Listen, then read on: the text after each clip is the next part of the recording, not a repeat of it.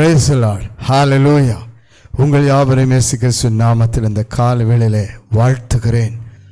தேவ பிள்ளைகளாயிருக்கிற உங்களுக்கும் எனக்கும் கர்த்தர் தமது வார்த்தையிலே ஒவ்வொரு நாளும் ஆசீர்வதித்து வருகிறார். பிரியமானவர்களே, சோர்ந்து போகாதீர்கள். நேற்று இரவு வரைக்கும் பாதிப்பு, பலவீனம், துக்கம், இழப்பு, கண்ணீர், வேதனை, இப்படிப்பட்ட பலவிதமான சூழ்நிலையிலே நீங்கள் கட்டப்பட்டிருந்தாலும் இந்த காலவெளியில் கர்த்தர் உங்களை சந்தித்து உங்களை ஆசீர்வதிக்க சித்தமுள்ளவராயிருக்கிறார். அல்லேலூயா, அல்லேலூயா. சோர்ந்து போகாதிருங்கள். உங்களுக்காக தேவன் பேசுகிற தீர்க்கமான வார்த்தை பார்த்து நாம் ஜெபிக்க போகிறோம்.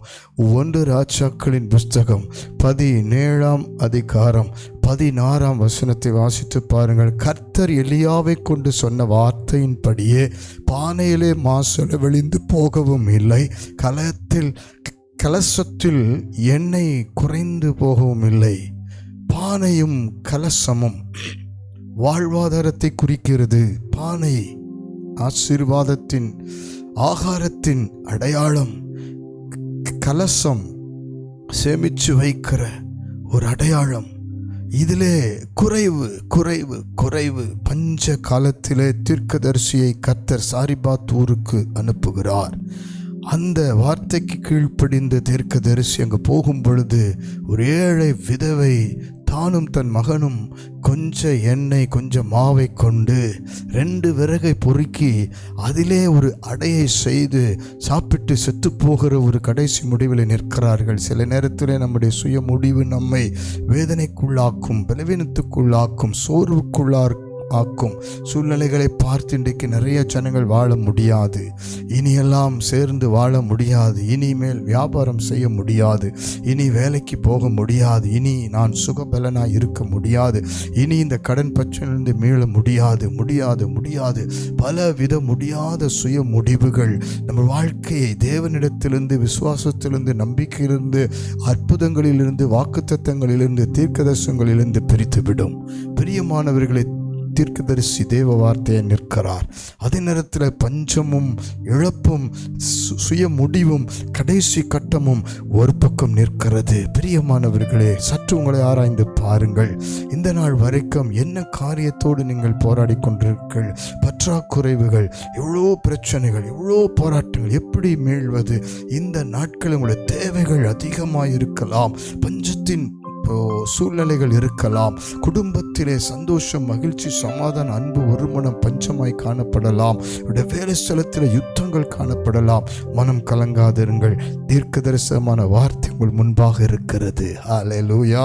அந்த வார்த்தைக்கு அந்த ஏழை விதவை தன் முடிவை மாற்றிக்கொண்டு கீழ்ப்படிந்தால் இன்றைக்கு ஆண்டவர் சொல்லுகிறார், உங்களை நோக்கி வார்த்தை வருகிறது, ஜீவனுள்ள வார்த்தை வருகிறது, தீர்க்கதரிசனமான வார்த்தை வருகிறது. உங்கள் முடிவை மாற்றிக்கொள்ளுங்கள்.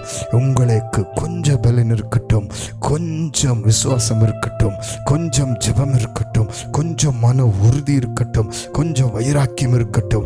இதிலே ஒரு அற்புதம் நடக்க தேவன் வல்லவராயிருக்கிறார். இதிலே உங்களுக்கு ஒரு ஆசீர்வாதத்தை கொடுக்க தேவன் வல்லவராயிருக்கிறார். அவர் வார்த்தை நிறைவேறினது. அந்த வார்த்தையின்படி பஞ்சம் முடிகிற வரைக்கும் அந்த வீடு ஆசீர்வதிக்கப்பட்டது, அந்த குடும்பம், சந்ததி ஆசீர்வதிக்கப்பட்டது.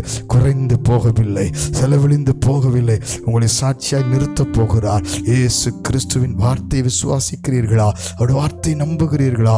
உங்களுக்கென்று இதுவரைக்கும் இருந்த குறைவுகளை பார்க்காதிருங்கள். உங்கள் சுய முடிவிலே நிற்காதிருங்கள். கர்த்தரை நோக்கி இப்பொழுது பார்க்க போகிறோம். இப்பொழுது ஆண்டவர்களுக்கு ஒப்புக் கொடுங்கள். அந்த ஏழை விதவை அந்த சுய முடிவின் மத்தியிலே, அந்த பஞ்சனின் நிலைமையின் மத்தியிலே, முடியாத சூழ்நிலை மத்தியிலே தேவ வார்த்தைக்கு கீழ்ப்படிந்தார், அர்ப்பணித்தார். குடும்பம் ஆசீர்வதிக்கப்பட்டது. ஒப்புக் கொடுக்கலாமா? உங்கள் பாவங்களை விட்டுக் கொடுங்கள். உங்களுடைய முரட்டாட்டம், பிடிவாதங்கள், கசப்பு, கடினத்தன்மை விட்டுக் கொடுங்கள். கர்த்தர் உங்களை ஆசீர்வதிக்க போகிறார். கண்களை மூடுவோம். அன்பின் பரலோக பிதாவே, இந்த கால வேளையில குறைவுள்ளவர்களாய், அல்லவரே, அநேக சுய முடிவோடு கூட காணப்படுகிறவர்களாய், இனி வாழ முடியாது என்று சொல்லி கண்ணீரோடு இருக்கிற பிள்ளைகளாய், வாழ வழி இல்லை என்று சொல்லி நிலைமையில் இருக்கிற பிள்ளைகளாய், எல்லாமே ஆண்டவரே பஞ்சமாய் இருக்கிற நிலைமையில் இருக்கிற பிள்ளைகளாய் யாராய் இருந்தாலும் இப்பொழுது இயேசுவின் நாமத்தில் ஜெபிக்கிறேன். கர்த்தர் ஒவ்வொருவரின் தொடுவீராக, ஒவ்வொரு குடும்பத்தை தொடுவீராக, ஒவ்வொருடைய வாழ்க்கையை, ஒவ்வொருடைய கையின் பிரயாசத்தை தொடுவீராக. ஒவ்வொருத்தருடைய ஆண்டவரே எல்லா சூழ்நிலையிலும் இருக்கிற பலவீனங்கள், பற்றாக்குறைகள், கடன் பிரச்சனைகளை தொடுவீராக. செலவழிந்து போகாதபடிக்கு, குறைந்து போகாதபடி கொஞ்சத்தை நிறைவாய் ஆசீர்வதிக்கிற இயற்கை கப்பாற்பட்ட வல்லமுள்ளவர், இயற்கை மாற்றுகிறவர், பஞ்சத்தை மாற்றுகிறவர், குறைவை மாற்றுகிறவர், நிறைவை கொடுக்கிறவர் நோக்கி இப்பொழுது பார்க்கிற ஒவ்வொருத்தரை ஆசீர்வதியும், ஆசீர்வதியும். அவர்கள் தங்கள் சுய முடிவை மாற்றி உமக்கு ஒப்புக் கொடுக்கட்டும். இப்பொழுதே தேவ வல்லமை ஒவ்வொருவரையும் தொடுவதாக. கடன் பிரச்சனைக்கு வழி திறக்கப்படுவதாக. ஒரு புதிய வேலையின் வாசல் திறக்கப்படுவதாக. எல்லா தடைகள் நீங்கி போவதாக. எல்லா பஞ்ச நாட்கள் முடிவுக்கு வருவதாக. அற்புத சுகத்தை, ஒவ்வொரு சரீரத்துக்குள் இருக்கிற வியாதிகள் இப்பொழுது விலகி சுகம் பெற்றுக்கொள்வதாக.